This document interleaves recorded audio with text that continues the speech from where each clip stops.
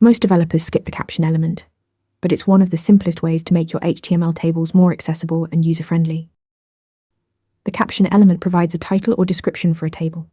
Think of it as a heading that explains what data the table contains. For example, if you have a table showing quarterly sales, the caption would say something like quarterly sales data. It's visible to all users by default, unlike the old summary attribute which was hidden. This makes caption the preferred way to describe tables in modern HTML. Here's a critical rule.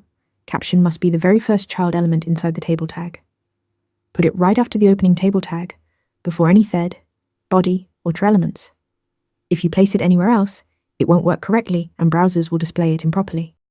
Caption significantly improves accessibility for screen reader users. When a blind user navigates to a table, the screen reader announces the caption first, giving immediate context about what the table contains. Without a caption, users have to listen through table cells to figure out what the data represents. This simple element makes a huge difference in usability for people with disabilities. You can customize where the caption appears using CSS. The caption side property lets you position it above or below the table. By default, it appears on top, but you can move it to the bottom with caption side.